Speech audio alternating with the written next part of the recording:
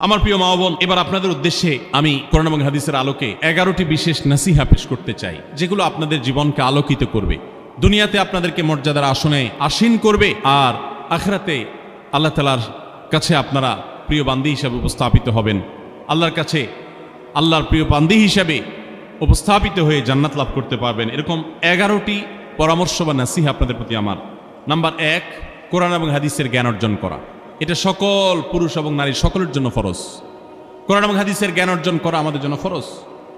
আমরা অনেকেই আছি যারা ইসলামের ফরজ বিধিবিধানগুলো জানি না। আমাদের যেগুলো অবশ্য কর্তব্য সেগুলো আমরা অনেকে জানি না, শুধু নামে মুসলমান। গতানুগতিক কিছু কাজ করি, হাতে গোনা কিছু ইসলামের নামে কাজ করি, বাস মনে করছি আমি মুসলমান হয়েছি। আপনাকে ঈমান সম্পর্কে জানতে হবে।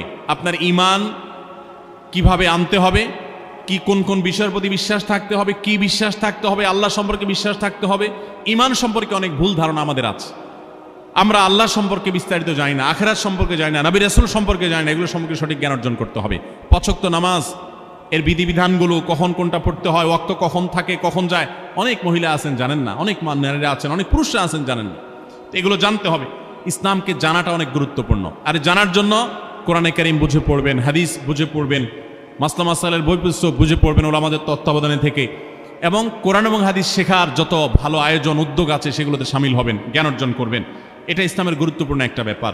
জ্ঞান অর্জন যদি না করেন তাহলে আপনি ইসলামের কোনো কাজ করতে পারবেন। ইসলামের সব কিছুর আগে হলো জ্ঞান অর্জন করা। সব কিছুর আগে ইসলাম সম্পর্কে ইলম অর্জন করতে হবে, কোরআন হাদিসের নলেজ অর্জন করতে হবে। নাম্বার 2, 5 ওয়াক্ত নামাজ। নবী সাল্লাল্লাহু আলাইহি সাল্লাম জান্নাতে, মেয়েদের জান্নাতে যাওয়ার শর্টকাট যে সিলেবাস দিয়েছেন, শর্টকাট যে ওয়ে বলেছেন, 4টা শর্ত দিয়েছেন। এর মধ্যে থেকে একটা হলো 5 ওয়াক্ত নামাজ ঠিকঠাক মতো যদি আদায় করেন।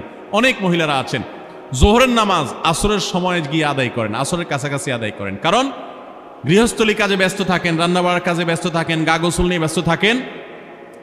করছি করে এই রান্নাবাড়া করা, সবাইকে খাবার দাবার দেওয়া, ছেলে মেয়েকে খাবার দাবার দেওয়া, ঘর ইত্যাদি মোছা ধোয়া, এগুলো করতে করতে, নিজের গোসল টোসল করতে করতে 3টা 3:30 বেজে যায়। অনেক সময় আসর ওয়াক্তের কাছাকাছি গিয়ে তারপর জোহর নামাজ আদায় করেন। খুবই গর্হিত একটা কাজ। আমার মা বোনরা সতর্ক থাকবেন এ ব্যাপারে, যে নামাজ সময় মতো আদায় করতে হবে। শয়তান আপনাদেরকে একটা ভুল কথা বলে ধোঁকা দেয়, সেটা হলো যে আমি রান্নাবাড়া করছি যে পোশাকে, এই পোশাকে কিভাবে নামাজ পড়বো, তাহলে আমি গোসল টোসল করে একটা নামাজ পড়বো। আর গোসল তো আর সহজে করা হয় না। রান্নাবাড়ার পরে সবাই বাড়ায় খাওয়াই দেওয়া, এরপরে ঘর দুয়ার পরিষ্কার করা, এরপরে সব কাজ শেষে গোসল করা, তারপরে গোসল করে এসে নামাজ পড়া। এসব করতে করতে শয়তান আপনার নামাজটা অনেক পিছায়া দেয়। মনে রাখবেন, আপনি যে পোশাকে কাজ করতেছেন ওই পোশাকে যদি দুর্গন্ধ না থাকে, খারাপ না থাকে, ভালো পোশাক হয়, তো ওই পোশাকে আপনি নামাজ পড়তে পারবেন। দুর্গন্ধ থাকলেও শরীরকে ফ্রেশ করার ব্যবস্থা আছে, আপনি ফ্রেশ করে আপনি নামাজে দাঁড়ায় যাবেন। এরপর নামাজ পড়ে বাকি কাজ করবেন। কাজকে বলবেন না যে নামাজকে বলবেন না যে আমার অনেক কাজ আছে, এগুলো শেষ করে নামাজ পড়বো। শয়তান আমাদেরকে ধোঁকা দেয়। এই জন্য মা বোনরা 5 ওয়াক্ত নামাজ সময় মতো আদায় করবেন, ঠিকঠাক মতো আদায় করবেন। অনেক মা বোনরা আপনারা নামাজ পড়েন, নামাজ হয় না। বাংলাদেশে বেশিরভাগ মহিলাদের, নারীদের মধ্যে একটা ভুল আছে নামাজ প্রসঙ্গে, সেটা হলো যে নামাজের মধ্যে সতরটা ভালো করে ঢাকেন না। সতর কি?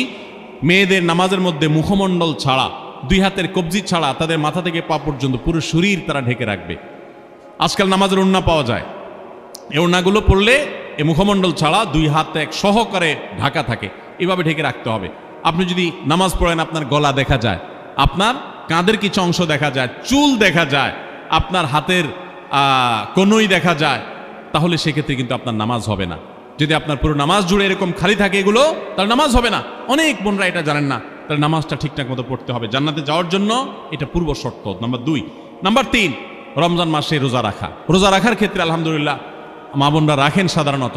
মিথ্যা শেকায়েত, মানুষের পিছনে সমালোচনা করা, এগুলো করলে গীবত নষ্ট হয়ে যায়। মুখ খারাপ করা, গীবত, এগুলো করলে রমজান নষ্ট হয়ে যায়, রোজা নষ্ট হয়ে যায়। এগুলো করা যাবে না, এগুলোতে বেঁচে থাকতে হবে।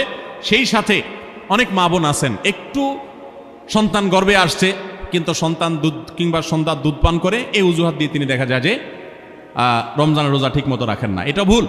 বরং সামান্য একটু ঠুনকো অজুহাতে রমজানের রোজা বাদ দেওয়া যাবে না। যতক্ষণ পর্যন্ত শক্তি সামর্থ্য আছে রমজান রোজা ঠিক মতো রাখতে হবে। নাম্বার 3। 4 নম্বর হলো স্বামীর আনুগত্য করা। আমি সবসময় বলি এটা হলো মহিলাদের জন্য তিতা করল্লার আমল।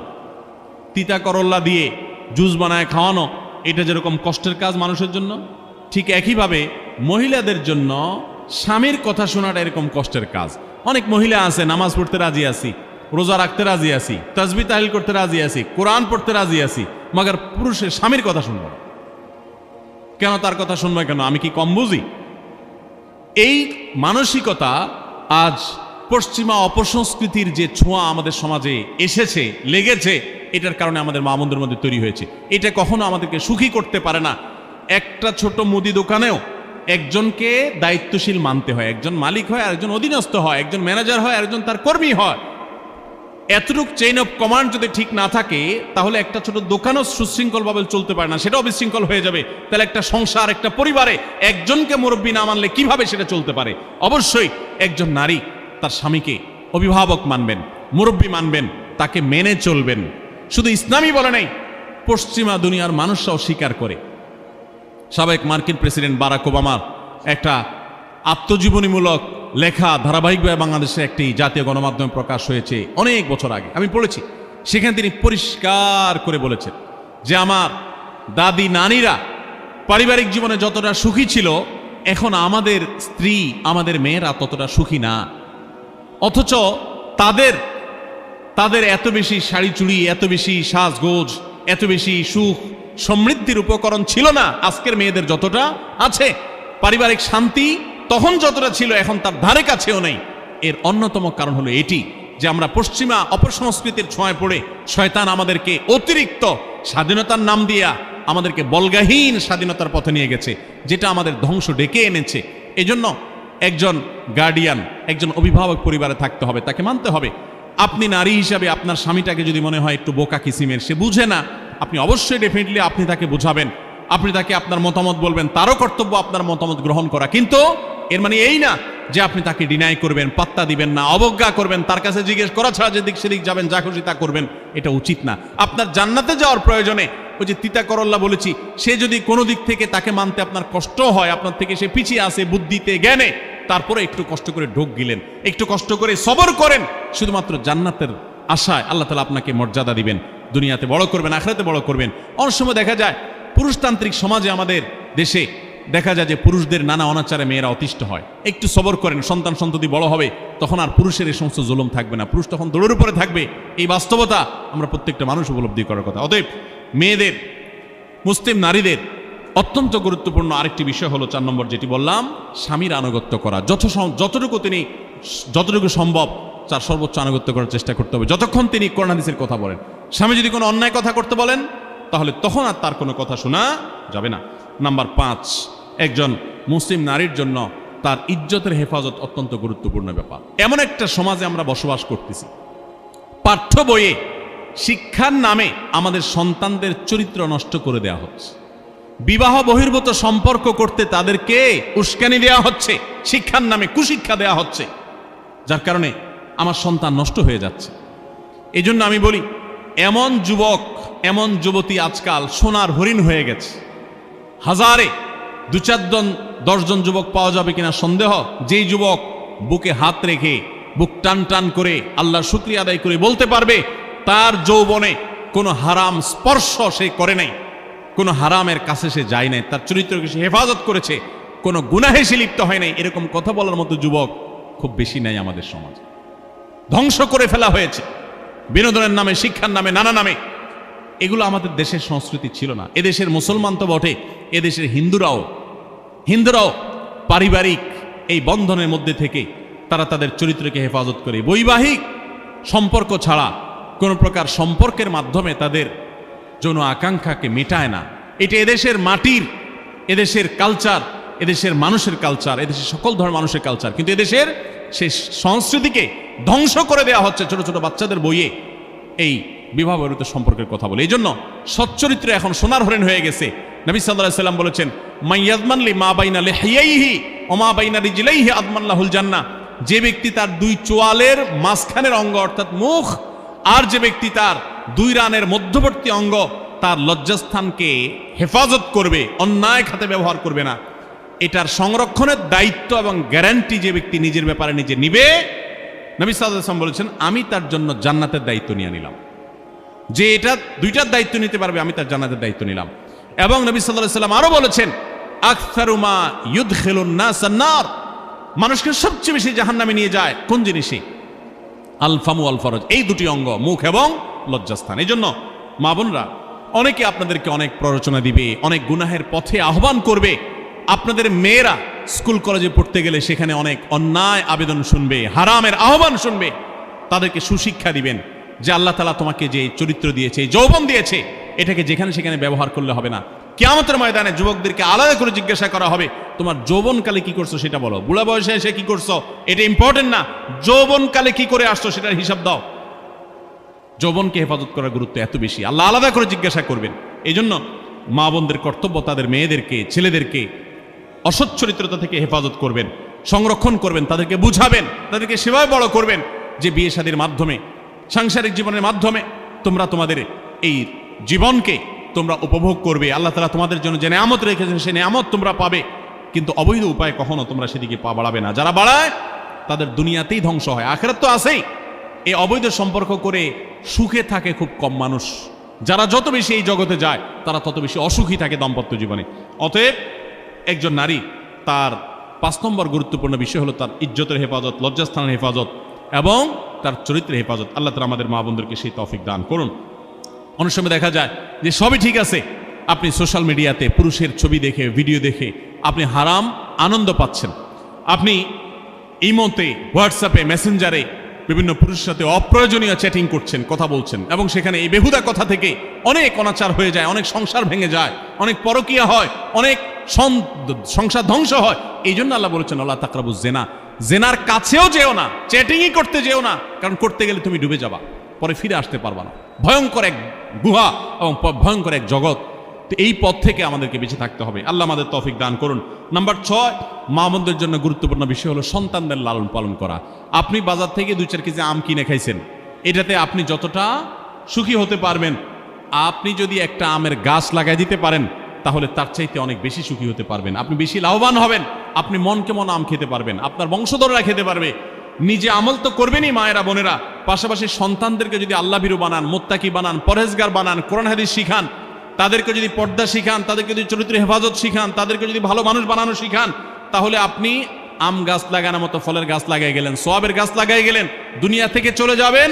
নেক সন্তানের আমল যেগুলো আপনি শিখাই দিয়ে গেছেন, এগুলোর সব আপনি পেতে থাকবেন। ছেলেটাকে সূরা ফাতিহা নিজে শিখাবেন, মেয়েটাকে সূরা ফাতিহা নিজে শিখাবেন, নিজে ভালো করে শিখবেন। তাহলে কিয়ামত পর্যন্ত, মরণ পর্যন্ত এই ছেলে যতবার সূরা ফাতিহা পড়বে প্রত্যেক নামাজে আপনি কিন্তু সওয়াব পেয়ে থাকবেন, কারণ আপনি শিখাই দিয়ে গেছেন, আপনি শুরুটা করে দিয়ে গেছেন। এই জন্য মা বোনদের জন্য সন্তানদের লালন পালন করা, সন্তান দুধে ভাতে আছে কিনা, ভালো জামা কাপড় পরছে কিনা, এর চাইতে ইম্পর্টেন্ট হলো সন্তান আমার নামাজ পড়ছে কিনা, সন্তান আমার আল্লাহকে চিনে কিনা, সন্তান আমার কোরআন হাদিসের শিক্ষা পেয়েছে কিনা। সন্তান একজন স্কুলে যায় না, তার জন্য আমার মাথা খারাপ হলে, সন্তান একজন নামাজ পড়ে না এক ওয়াক্ত, তার জন্য আরো বেশি মাথা খারাপ হতে হবে। তাহলে আপনি দায়িত্বশীল মা হতে পারবেন, দায়িত্বশীল বাবা হতে পারবেন। মনে রাখবেন নবী সাল্লাল্লাহু আলাইহি ওয়াসাল্লাম বলেছেন, প্রত্যেকটা শিশু জন্মগ্রহণ করে ভালো মানুষ হয়ে, কেউ জন্মগতভাবে খারাপ হয় না, ডাকাত হয়ে জন্মায় না, তবে তার মা বাপ তাকে নষ্ট করে। কারণ মা বাপ তাকে ঠিক মতো লালন পালন না করে, ভালো পরিবেশ দেয় না, খারাপ ছেলেফেলের সাথে মিশে, তখন সে নষ্ট হয়। এই জন্য আপনার দায়িত্ব সন্তান কার সাথে মিশছে, কোথায় যাচ্ছে, কি করতেছে, মোবাইলে কি দেখছে, সন্তানকে সময় দেন, মোবাইল টিপাটিপি বন্ধ করেন, তাদেরকে নিয়ে বসেন, তাদেরকে কথা শোনান, কোরআন হাদিস পাঠ করে শোনান, তাদেরকে ভালো পরিবেশ দেন, ভালো ফ্যামিলির, দিনদার ফ্যামিলির বাচ্চাদের সাথে তাদেরকে মিশান। ইনশাআল্লাহ আপনি আল্লাহর কাছে এর জন্য উত্তম বিনিময় পাবেন, সওয়াব পাবেন। নাম্বার 7, মা বোনরা, বিশেষ করে আপনাদের জন্য গুরুত্বপূর্ণ হলো কৃতজ্ঞতা আদায় করবেন। পুরুষদের জন্য গুরুত্বপূর্ণ, কিন্তু মা বোনদের জন্য বিশেষ গুরুত্বপূর্ণ এই জন্য যে নবী সাল্লাল্লাহু আলাইহি ওয়াসাল্লাম বলেছেন, তিনি জাহান্নামে নারীদেরকে যে দেখেছেন, তাকে যে দেখানো হয়েছে মেরাজে, যে প্রচুর সংখ্যক নারীরা জাহান্নামে, এর অন্যতম একটা কারণ ছিল নেয়ামতের নাশকরি করা। পুরুষদের মধ্যেও নাশকরির কারণে বহু পুরুষ জাহান্নামে যাবে। মা বোনরা, স্বামী এবং নিজের জগতে যতটুকু আল্লাহ তাআলা দিয়েছেন এতটুকুর উপর শুকর আদায় করবেন। আপনার স্বামী মানুষটা হয়তো মুখটা খারাপ, কিন্তু তার শরীরটা ভালো আছে, সে আপনাকে উপার্জন করে এনে খাওয়ায়। অনেক মহিলা আছে, তার স্বামী হয়তো অ্যাক্সিডেন্ট করে পঙ্গু হয়ে গেছে, সে হয়তো বিছানা শুয়ে বাকি জীবন কাটিয়েছে, তার কষ্টের কোনো শেষ নেই। আপনার স্বামী হয়তো বা তার কোনো দিক থেকে দুর্বলতা আছে, আবার বহু দিক থেকে তার ভালো গুণ আছে। একই কথা পুরুষদের জন্য ইসলাম নির্দেশ করেছে যে তার স্ত্রীর একটা গুণ খারাপ দেখে যদি তার কষ্ট লাগে, তো সে চিন্তা করলে 10টা গুণ ভালো দেখবে, সেটা দেখে শুকর আদায় করা উচিত। এই শুকরিয়া আদায় করা ছাড়া পুরুষ হোক নারী হোক, কে আল্লাহর প্রিয় বান্দা হতে পারবে না। এই জন্য আল্লাহর কাছে শুকরিয়া আদায় করবেন। মায়েরা বিশেষ করে শ্বশুরের বাড়িতে যাওয়ার পর প্রথম অনেক কষ্ট হয়। আমি সবসময় বলি, শ্বশুরবাড়িতে যাওয়ার পর মেয়েরা আমাদের দেশে নানান জুলুম নির্যাতন সহ্য করতে হয়। শাশুড়ি বাঁকা চোখে দেখে, সব শাশুড়ি না, অনেক শাশুড়ি, অনেক সময় ননদরা বাঁকা চোখে দেখে, স্বামী লোকটা জ্বালায় নানাভাবে, দেবররা জ্বালায় নানানভাবে, মানুষ খোঁচাখুচি করে কষ্ট দেয়। একটু ধৈর্য ধারণ করেন, আল্লাহ তাআলা আপনার সংসারে যখন 2-4টা সন্তান দিবে, এরা যখন বড় হয়ে যাবে, এগুলো সব আপনার বাহিনী হয়ে যাবে, তখন দেখবেন ওই বুড়া আস্তে আস্তে চুপসে গেছে, বুড়ার বড় কোনো গলা নাই, বড় কোনো কথা নাই, কারণ পোলাপান সব মায়ের পক্ষে থাকে, বুড়া সব আস্তে আস্তে সাইজ হয়ে যায়। এই জন্য মা বোনরা সবর করবেন, ধৈর্য ধারণ করবেন, খবরদার ধৈর্য হারা হবেন না, শুকর আদায় করবেন। নাম্বার 8, কখনো মুখ খারাপ করবেন না, গালিগালাজ করবেন না, অভিশাপ দিবেন না। অনেক সময় পোলাপান একটু উল্টাপাল্টা করলে তাদেরকে অনেক মা অভিশাপ দিয়ে দেন, গজব ঠাডা দিয়ে দেন, বদদোয়া করেন, মুখ দিয়ে খারাপ কথা বলে ফেলেন। এগুলো খুব খারাপ জিনিস। নবী সাল্লাল্লাহু আলাইহি ওয়াসাল্লাম বলেছেন, যদি কাউকে গজব ঠাডা দেওয়া হয় তো এটার উপযুক্ত না হলে যে দেয় তার উপরে এসে পড়ে, এরকম ভয়াবহ একটা বিষয়। এই জন্য কোন অবস্থাতে এগুলো যেন না হয়। এবং মেয়েদের জাহান্নামে যাওয়ার অন্যতম, বেশি জাহান্নামে যাওয়ার অন্যতম একটা কারণ এটাও যে তাদের মধ্যে, অনেকের মধ্যে, আমি সবার কথা বলছি না, যে এই ধরনের গালিগালাজ করা, অভিশাপ দেওয়ার বৎসভাব আছে। এই বৎসভাব বহু পুরুষের মধ্যেও আছে, সবাইকে ছাড়তে হবে। নাম্বার 9, আত্মীয়তার বন্ধন রক্ষা করার পরে দায়িত্বশীল হতে হবে। স্বামীকে স্বামীর ভাই বোনের সাথে সম্পর্ক ভালো রাখতে কখনো বাধা দিবেন না। অনেক মহিলা আছে বোকার মতো কাজ করে। স্বামী যদি স্বামীর ভাইকে টাকা পয়সা দেয় সে অপছন্দ করে, স্বামী যদি স্বামীর বোনকে টাকা পয়সা দেয় সে এটাকে পছন্দ করে না, মা বাবার খোঁজ খবর বেশি নিলে তার কাছে ভালো লাগে না। এই মহিলা হলো নির্বোধ। কেন নির্বোধ?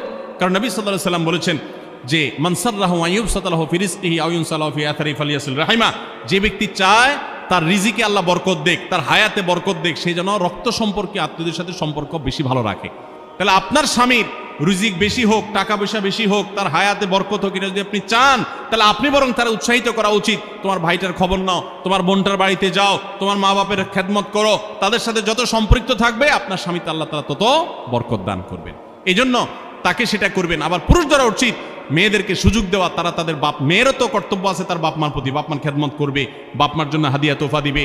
অনেক পুরুষরা আছে মেয়েদের পাওনা অধিকারই দেয় না, হাদিয়া তোফা কোত্থেকে দিবে, তাদের মহরটাই দেয় না, তাদের হাত খরচ দেয় না। আলাদা কিছু হাত খরচ দেওয়া উচিত, যে তার মতো সে খরচ করবে, তার মা বাপের জন্য খরচ করবে। এগুলোর বিনিময়ে আমরা আল্লাহর কাছে জান্নাত পাবো। অতএব এই আত্মীয়তার সম্পর্ক রক্ষা করা গুরুত্বপূর্ণ। নাম্বার 10, সাদাকা করবেন। সাদাকা জাহান্নাম থেকে মুক্তির কারণ। নবী সাল্লাল্লাহু আলাইহি ওয়াসাল্লাম জাহান্নামের পরে সতর্ক করেছেন আপনাদেরকে, আমাদের সবাইকে। অতএব সাদাকা দিলে জাহান্নাম থেকে মুক্তির একটা পথ আমরা পাই, সুগম হয়। এবং নবী সাল্লাল্লাহু আলাইহি ওয়াসাল্লামের সময় মহিলা সাহাবীরা তাদের গহনা খুলে আল্লাহর রাস্তায় দান করতেন। এজন্য মসজিদ, মাদ্রাসা, বিভিন্ন গুরুত্বপূর্ণ যে দানের খাতগুলো আছে সেগুলোতে বেশি বেশি দান করবেন, বেশি বেশি আল্লাহর রাস্তায় ব্যয় করবেন, যতটুকু তৌফিক আছে ততটুকু। এখন মহিলারা দান করবে কোত্থেকে? পুরুষরা মহরের টাকাই পরিশোধ করে না, বেচারে দান করবে কোত্থেকে? এই জন্য পুরুষরা দায়ী হবে। এবং মহিলারাও তাদের মহরের টাকা যেন অনাদায় না থাকে, তারা যেভাবে চেষ্টা করলে হয় সেভাবে চেষ্টা করবেন। এবং তাদের হাত খরচ আলাদা দেওয়া উচিত, এবং তারা পর্দার মধ্যে থেকে তাদের মতো উপার্জনও করতে পারেন, সেটাও শরীয়ত তাদের জন্য সুযোগ রেখেছে। যেভাবে হোক তারাও সাদাকার চেষ্টা করবেন। 11 নম্বর সর্বশেষ হলো সময়ের অপচয় করবেন না। এখন এমন একটা সময় চলছে, বেশিরভাগ মানুষ জাহান্নামে যাবে যেই কারণে, আজকের যুগে সবচেয়ে বেশি আমরা বিপদগামিতার মুখে যাচ্ছি যে কারণে, সেটার অন্যতম হলো এই স্মার্টফোনের অপব্যবহার। আমরা অনেকে আছি টেলিভিশনের বিভিন্ন সিরিয়ালে আসক্ত, অনেকে আছি বিভিন্ন নাটক সিনেমায় আসক্ত, অনেকে আছি ফেসবুক এবং ইউটিউব এগুলোতে আসক্ত। বিশেষ করে মা বোনদেরকে বলছি, অনেকেই আছেন এখনো রিমোট ছাড়া তার পেটের ভাত হজম হয় না, সারাদিন রিমোট হাতে বসে থাকেন, একটার পর একটা সিরিয়াল এবং চ্যানেল পাল্টাতে থাকেন। মনে রাখবেন, সফল ইমানদার হতে হলে এই অনর্থক কাজ না ছাড়লে আপনি সফল ইমানদার হতে পারবেন না। অনেকে নামাজও পড়ে আবার সিরিয়ালও দেখে, অনেকে আছেন ফেসবুকে ঘন্টাকে ঘন্টা, ইউটিউবে ঘন্টা ঘন্টা সময় নষ্ট করেন। এর জন্য আল্লাহর কাছে জবাবদিহি করতে হবে। কিয়ামতের ময়দানে আল্লাহ তাআলা কয়েকটা প্রশ্ন উত্তর দেওয়া ছাড়া একজন মানুষকেও নড়তে দিবেন না। এর ভিতরে একটা হলো যে তোমার সারা জীবনে কি অর্জন করেছো। সময়ের অপচয় করা যাবে না।